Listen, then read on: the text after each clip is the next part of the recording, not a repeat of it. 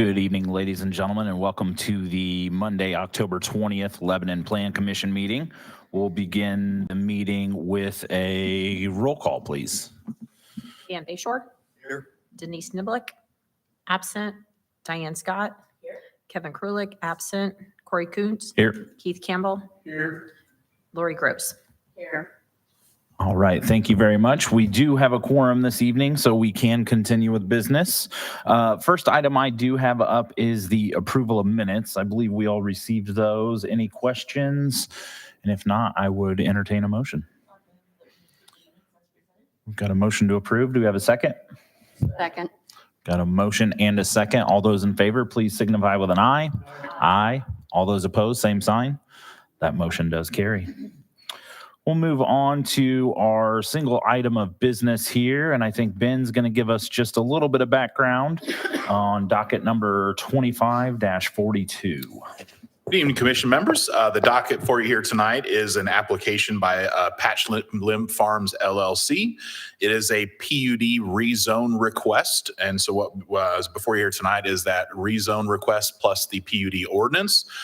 Just a quick rehash of the process when you go through PUD ordinance, what it is. A PUD ordinance, what it allows you to do is essentially create a single site mixed use development, whereas most of our standard zoning districts are they fit within a commercial, industrial, residential zoning district. What the PUD process allows, or plan unit development process allows you to do is really create your own district, apply the uses that you're proposing within there, and then the standards associated with those. So that is the process, or what the process is. And then what it is there's a multi-step process. The first step would be what we're doing tonight with the Plan Commission.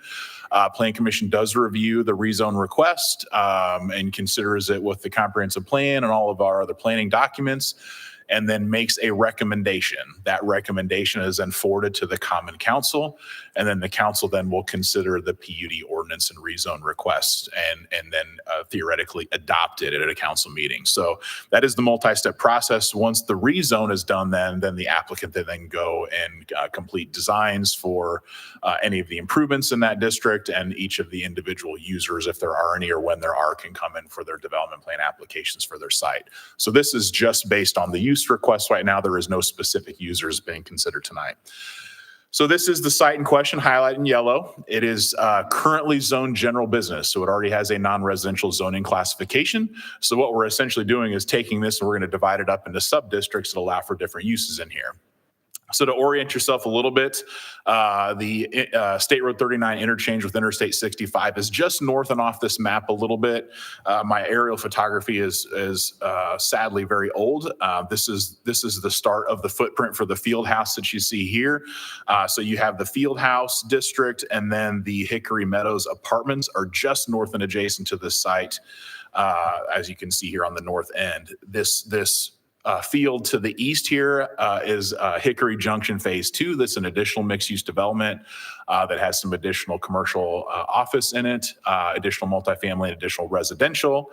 And so what we're really looking at here in comparing and looking at the rezone requests here is identifying uses within this district that would be complementary to those that are already proposed to the north, and then also looking at the comprehensive plan in the surrounding area and trying to figure out what makes the most sense to go here. So that's really what we did as we were looking at this with the applicant.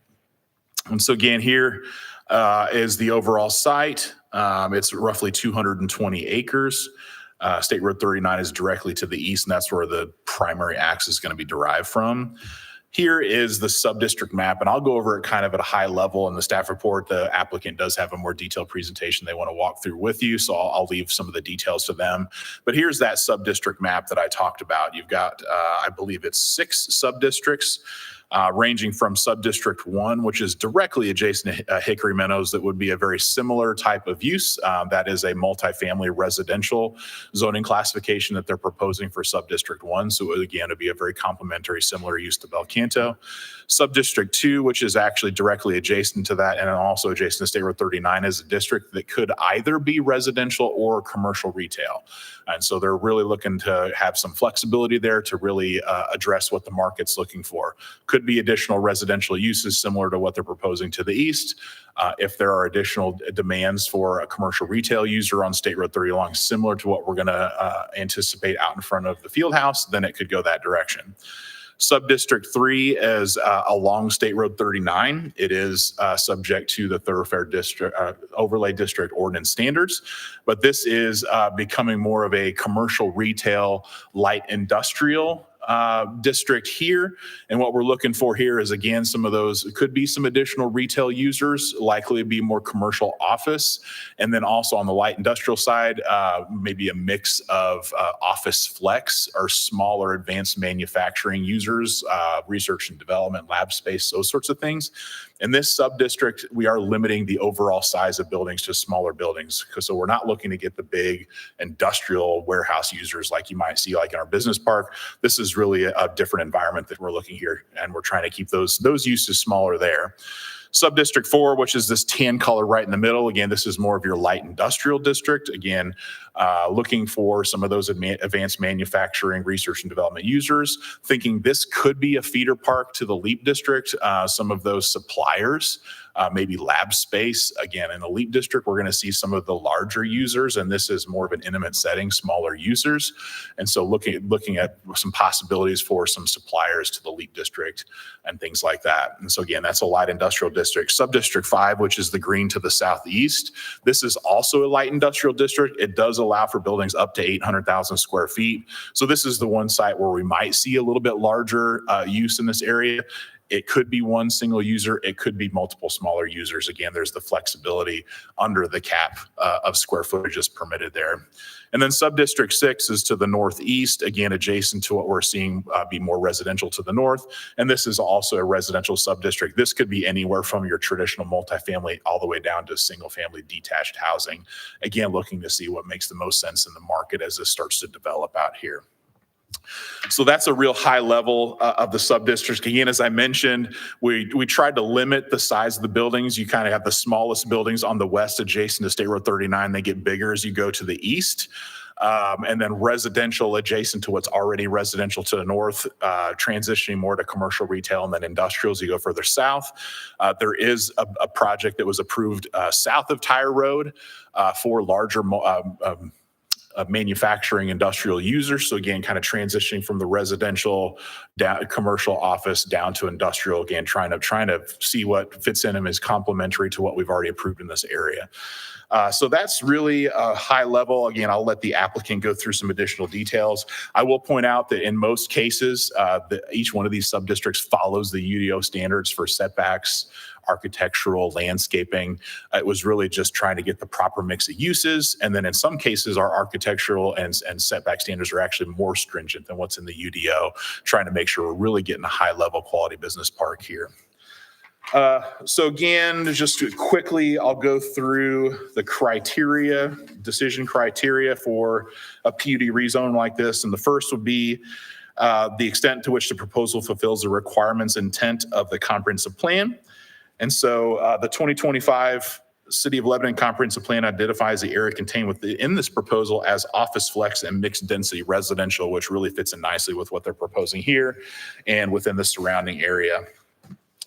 The second is the current conditions and character of structures and uses in each zoning district. Patch-Limp Farms PUD is directly south of the mixed-use Hickory Junction development. And then also some additional residential and industrial development around it. So this, what they're proposing is complementary to existing and proposed uses in these areas. The third is the most desirable use of the land in each district. And so the Patch-Limp Farms PUD furthers the goals of the comprehensive plan and is complementary to the uses developed and proposed within Hickory Junction. And the proposal carries a desirable mix of land uses based on proximity to the interstate, the Lebanon Business Park, and other amenities and services. Fourth one is the conservation of collective property values throughout the city. And it is not anticipated that the development proposed by the applicant will have a negative impact on property values throughout the city. The proposal will provide amenities and services that represent the highest quality of design and should have a positive impact. Finally, the responsible growth and development. The subject site is a responsible extension of the uses development and proposed within Hickory Junction will be served by utilities extended from the Fieldhouse project. And finally, staff conclusion. In review of the submitted PUD rezone and ordinance as presented, staff finds compliance with the Unified Development Ordinance, established design criteria, and recommends the Plan Commission forward the Patch Limb Farms Plan Unit Development rezone and ordinance to the Common Council with a favorable recommendation. And with that, I'd be happy to answer any general questions before I turn over to the applicant. Thank you, Ben. Any questions for Ben? With that, if we'd like to hear from the applicant.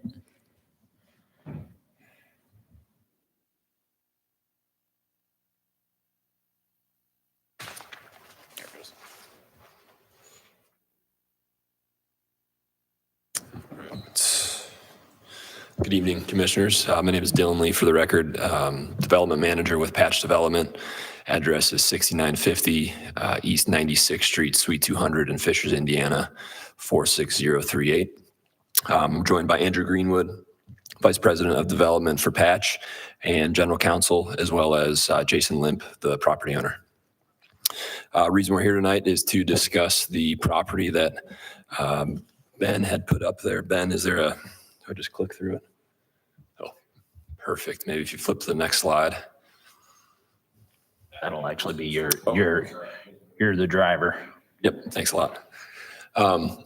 So as Ben said, this is a 220-acre property, State Road 39 to the west, Tyree Road to the south, John Shaw Road to the east, and then Hickory Junction to the north. A little bit about Patch before I dive into the development. Patch is a commercial real estate company founded in 2019. Our headquarters is in Fishers. We specialize in build-to-suit opportunities, site selection, consulting, and over the past 6 years, we've developed over 4 million square feet of property here in central Indiana, valued at just over $500 million. So we're local and invest in the communities here in central Indiana. As a company, our aim is to create spaces and projects that are assets to the cities and towns that we invest in. All right, so turning to the property, as we've talked about, this is a 220-acre master plan mixed-use development. Really, the district is intended to be a live, work, play area for businesses and people to locate, and also to be to drive sustainable economic growth for the city. Given the standards within the PUD, the city will benefit from thoughtful planning, design, and then the heightened architectural standards that Ben had mentioned. Ben went through these rezoning criteria, so I'll just glance over them briefly. As he said, the 2025 Lebanon comp plan identifies this area as office, flex, mixed density residential, which is in line with what we're proposing of commercial office, flex, industrial, and residential uses. And the development would complement the existing and proposed uses of the development to the north, Hickory Junction, which is currently a field house, multifamily, and future commercial uses on State Road 39. PUD creates a desirable mix of land uses with proximity to I-69, Lebanon Business Park, and we anticipate this development to both conserve and heighten property values not only in this area, but throughout the city. Given our proximity to the field house, we and staff believe the site is a responsible extension of the uses developed there. And it's going to be served by utilities that have been extended to the field house and to the multifamily. I'm going to jump into the sub-districts. Ben went through those briefly as well. But as you'll see on the right is a representative photos for each sub-district. And then circled in red, as you might be a little bit difficult to see, is each individual sub-district. So sub-district 1 is in purple. It's 24 acres with an R6 residential underlying zoning. We're anticipating that to be multifamily. Belcanto is obviously to the north, abutting that. And there are heightened architectural standards that will be in the facades of that area. Subdistrict 2 would have a residential and general business underlying zoning, anticipated to be commercial retail or a potential extension of the multifamily to the east. It is within the thoroughfare overlay district, and we do plan to meet those proposed standards. Subdistrict 3 is general business and light industrial underlying zoning. We're anticipating commercial retail, flex, and industrial in that area, and that also is within the thoroughfare overlay district, which we would meet those standards. Subdistrict 4 is about 65 acres in total. Light industrial underlying zoning, we're anticipating flex industrial buildings here. These buildings would be limited to 200,000 square feet and less, and we are within the PUD. There are heightened architectural standards on all those buildings. Subdistrict 5 is also a light industrial underlying zoning, anticipating flex industrial there, and we also have heightened architectural standards on those facades. Those buildings would be over 200,000 square feet. And then our last subsection would be the subsection 6, which is about 37 acres.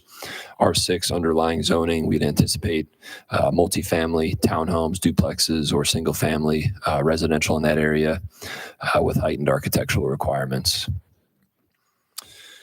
With that, we just want to thank you for being here. Andrew and myself are here for any questions. And yeah, thanks for having us. Thank you very much.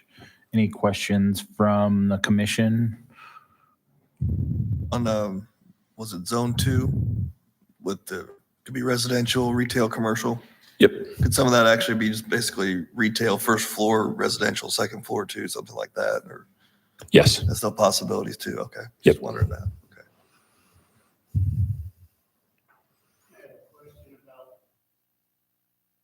Okay. Like,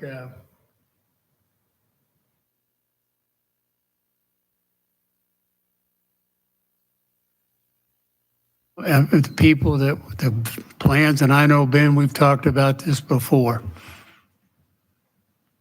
Yeah, so obviously where this is very high level right now, really just dealing with the uses, That's what I know, but they do intend to follow all the standards of the UDO, and we'll Good. certainly work with them when we get into the specific Okay, plans, whether good. it's for multifamily or homes, to We make don't sure. need any more like what we already have.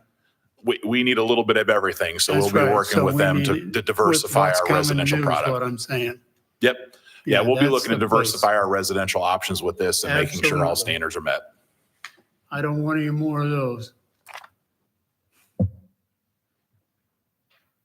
Other questions from the commission?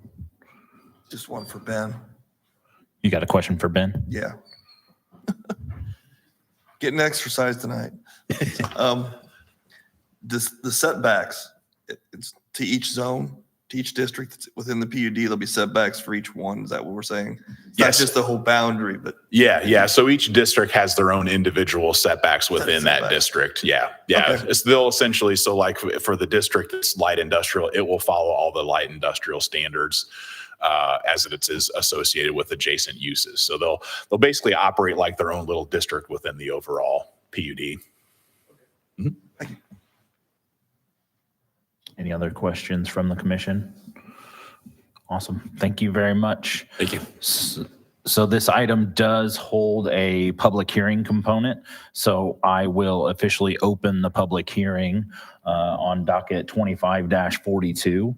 If you have any comments, please feel free to step to the microphone. If you could limit it to 3 minutes or so, that would be great.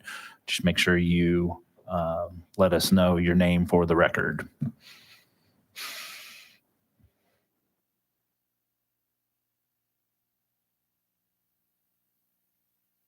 Seeing no movements towards the microphone, I will go ahead and close the public hearing. So just for the record, we have opened and closed the public hearing on docket 25-42, and no one chose to make public comment. So with that, unless there are any additional questions for Ben or the applicant, I would entertain a motion. And just as a reminder, the motion would be looking for a recommendation for the Common Council, and that recommendation could be either favorable or unfavorable. We have a motion from Keith for a favorable recommendation to the Common Council. Do we have a second? Second. So we have a motion and a second. All those in favor, please signify with an aye. Aye. All those opposed, same sign. That motion does carry. That was the only item I have on our agenda. So unless anyone else has something for the good of the group, I would entertain a motion for adjournment. Got a motion to adjourn. Do we have a second? Second. Got a motion and a second. All those in favor, please signify with an aye. Aye. All those opposed, same sign. Thank you very much. We are adjourned. We will see you at the next Plan Commission meeting.